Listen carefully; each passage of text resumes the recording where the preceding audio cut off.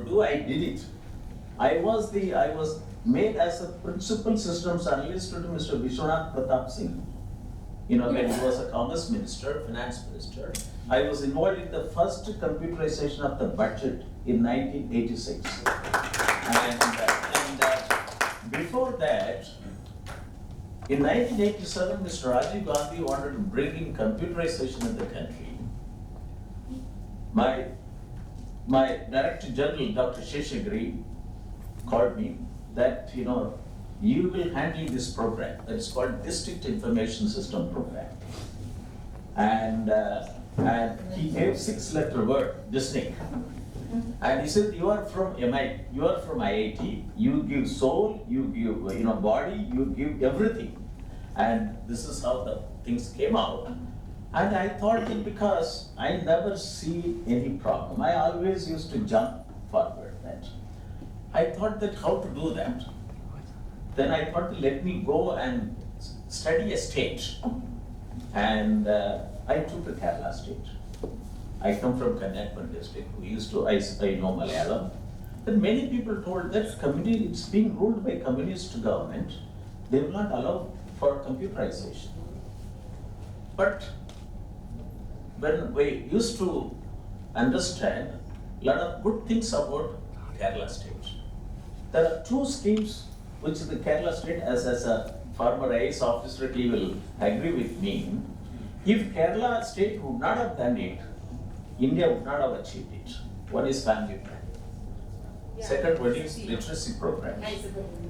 And because of this, I thought that we are now trying to go for computerization.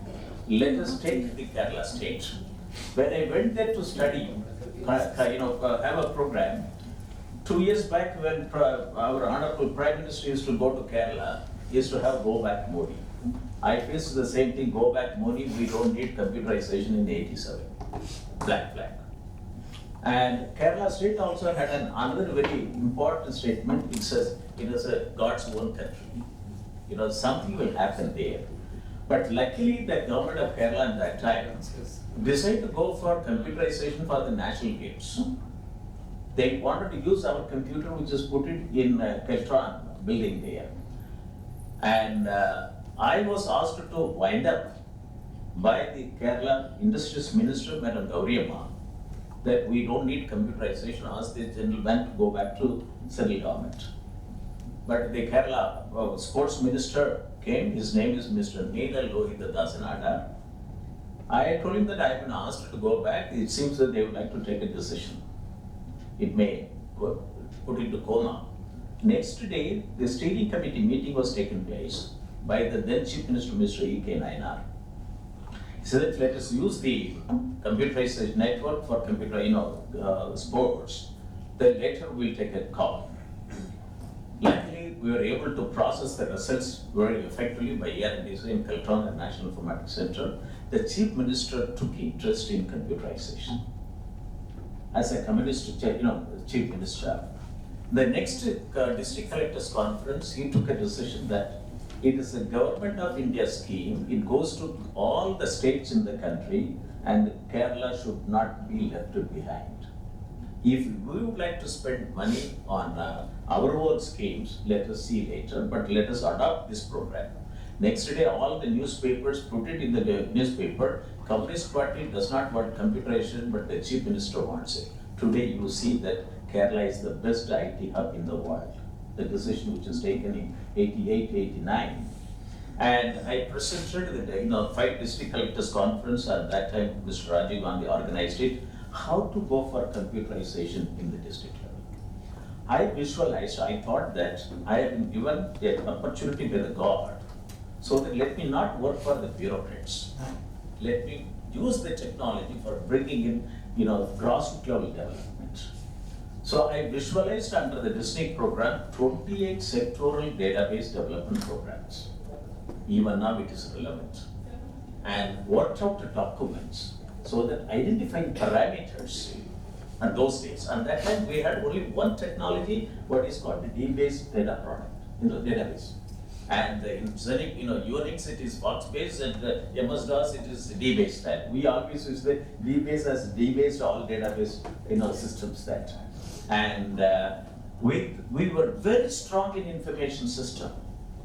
And I was able to, my IIT background, my mathematics background was to, and my, rural background was to bring out that information system. People used to say that it looks like a World Bank document. That is the problem in India. Everything, if anything good has to happen in India, it has to come from white-skinned people, not from black skin or brown skin. And then the 28 sectoral database problem, we thought that it has to be, the decision has to be made, the bureaucrats has to understand, they should use the technology, and let us be strong in information. So any building has to be grown, the foundation has to be strong, the blocks has to be in computer science, information systems, and on the information system you adopt any technology. But so technology is growing that. But sir, the need. Just help me complete that. With this one D-based technology, we were able to bring in informatics revolution in the district level.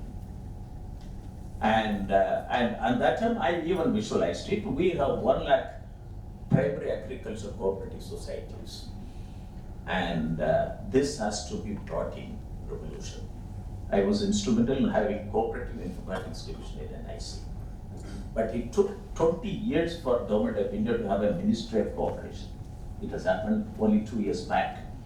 And 1995, I was given the role to visualize an IT blueprint for the entire agriculture sector. And that was the turning point.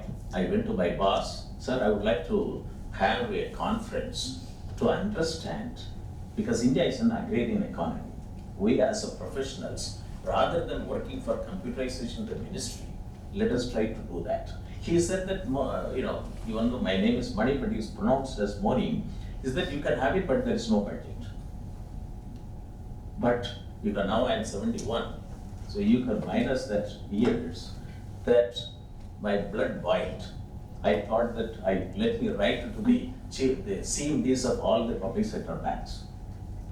So that time I got 6.5 lakh rupees. I put a banana plant in the computer terminal. I made the brochures like this. People criticized me. What is he talking about it? But that conference was so successful in Vigyan. Dr. Balram Jharkhand, the then Union Agriculture Minister, he was a fantastic person. So many secretaries participated. We brought out a blueprint with the 15 informatics network programs, the first time in India, which none of the countries, developed countries had. I gave all the names, AgriSnet, AgmarNet, and so on and so forth. And that time itself, we visualized we should have 10,000 terminals should be made with AgriSnet. And in the conference, valedictory meeting, Dr. Balram Jharkhand was there, so I asked him, and sir, India is an agrarian economy. Why don't you allocate 3 to 6% of the agriculture budget for IT in agriculture? He said that why not? That is another turning point. And then later, Department of Personnel or Administrative Reforms set up a committee under Mr. Vittal, then IAS officer, and he suggested 2 to 3%. And that's how the entire government of India, they got 2 to 3% of the departmental budget for IT and for computerization. This is some of this, historical background. But afterwards, there is no turning back. And I was instrumental in bringing Smart Village program. In 2002, got it approved by the Planning Commission, and Smart Island programs and grassroots level informatics development programs. And we have 6,500 blocks. And if the information system and information exchange doesn't take place, development will not take place. But all the schemes were approved, but I found it very difficult to operationalize it. But during this time, I would have traveled more than 400 districts in the country. I was able to see the rural distress about the boys and girls. And agriculture is an unstructured problem. And all our engineering colleges, IITs and NITs, are working for structured problems. And the data which, the parameters which has been suggested at that time, if the database would have been built up, even now we don't have a comprehensive agricultural resources information system in the country, even though we have got so many computers, so many networks, so many video conference facilities are available, unfortunately, which is happening. And when I saw that, I think this has to be stopped. And that's why I was instrumental in working out a new discipline called agricultural informatics, like agriculture economics and agriculture statistics. And when 2013, I retired, and Soviet Institute of Engineering, got engineering and technology, the first preparatory university, they came to know about it. They said, Prof. Moni, we would like to have you as professor emeritus. Why don't you join with us to have centers of excellence to work for technology in the rural area. 2012, the CMD of the Hindustan Liver Limited, he said that if rural management is done effectively, it can give $1 trillion at that time. Now we talk about $5 trillion by 2030. 2030 and $10 trillion by 2015. If agriculture and rural management is digitalized, and we are able to have an effective rural management, $10 trillion we can get it by 2030. Because our rural, natural resource management is not at all being effectively utilized. So that, then I was able to establish 5, centers of excellence. It is the first university, deemed university, have a center for agricultural informatics and e-governance studies. And this is a must. And launched the MTech level programs in agricultural informatics, BTech level program in agricultural informatics, PG diploma. My interest is why I protect MTech level agricultural informatics program is that all engineering students coming out from 4,500 engineering colleges have to go for MTech in agricultural informatics to get into IT in agriculture. They can transform this country. We have gone for digitization, large scale investment. By putting computers, we gone for digitalization, but digital transformation is not taking place. That database is not being built up. You go to any government website, the website has only a disclaimer column. Secretaries to the department doesn't even sign that website that I stand by this what is available in the government website. Now, this is a must if this country has to become digitally transformed. I have been voicing it. So that, luckily in the, when 2016, I have established 5 centers of excellence. Now I'm promoting that all the 4,500 engineering colleges have to establish these 5 centers of excellence. I think the country will be much better. One is Center for Agricultural Informatics and E-Governance Studies. Second one is Center for Agribusiness and Disaster Management Studies. We have 7,500 agriculture wholesale mandis, not even a single MBA in agriculture marketing. That's how it's been, our education systems that. Second is that Center for Informatics, Development Solutions and Application. Today the e-governance program is being operationalized in the country is far from satisfaction. None of the computer science students are being taught on e-governance standards and IT standards. And e-governance, they think that by writing some HTML text, coding is the e-governance program. None of the websites are interoperable in nature. They don't talk to each other. And, then is that we come out with, that's why I come out with an MTech level program on informatics and e-governance standards. And then this country has got 63 million MSMEs.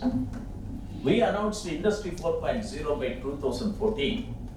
Till now, none of the SMEs, those have been touched by this Industry 4.0. But the whole world, we have got three ecosystems. Society 5.0 from the Japan, Industry 4.0 from German, and India has to give Agriculture 4.0 to the whole world. This is the mission which I am now working on, and I was included as as I chaired the 2 volumes in the Doubling Farmers' Income by 2022 committee, and it's popularly known as Dr. Ashok Galwai Committee report. And at that time, the secretary invited me as a chief advisor to the ministry and put me given two groups, and one is on volume 11, that is agriculture extension and ICT, and the second one is that volume 12B, digital technology in agriculture. And the chairman has put it as a volume 12B. I was able to travel from 1987 onwards, 7 mission mode programs, 40 sub recommendations.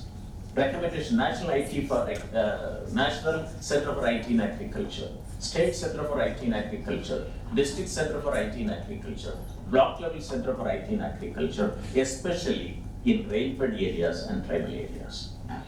And COVID situation came, and I thought that as a farmer appropriate, as a professor emeritus with the Soviet University, where to sit at home, I started a national webinar on doubling farmers' income in 2022, and international webinar on open source digital technology for self-reliant India.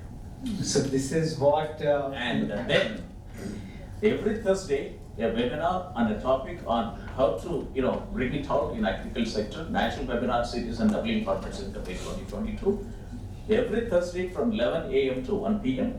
and every Saturday 11:30 to 1 p.m. on international webinar series on open source digital technology towards self-reliant India in association with the African Asian Rural Development Organization. By till yesterday, I was able to do 230 webinars. So I request Professor Moni, we will resume this lovely conversation post the tea break. And just I finished two minutes. Yeah. And what this can have, every topic can have an agri-tech. Yes. Yes.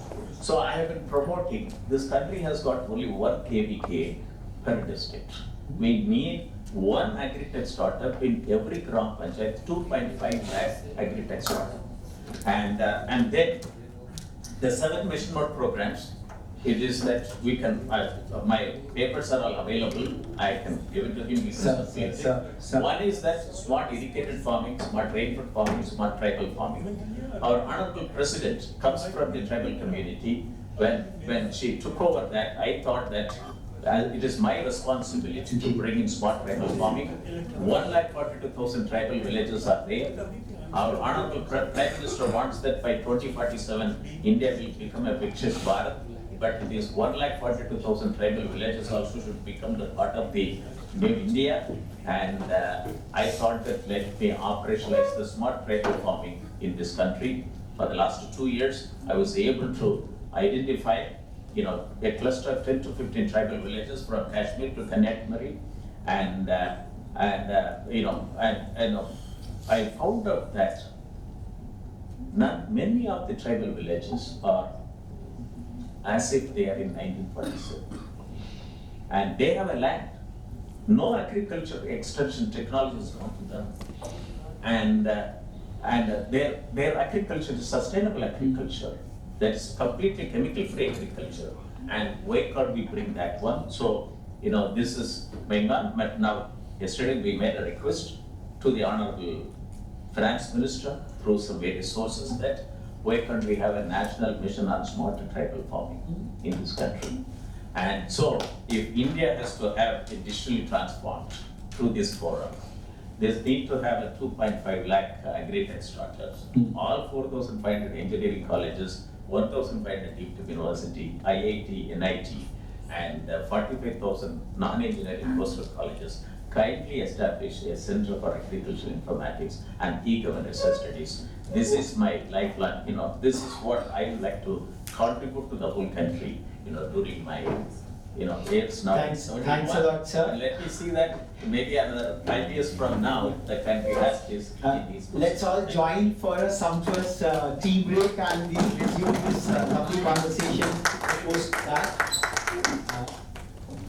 Are we coming? Yeah, we are coming back, ma'am. Just 10 minutes tea break. That's it. And then how long? And then another 45 minutes or so, we will have the felicitations post that. Yeah. Okay, sir. Thank you.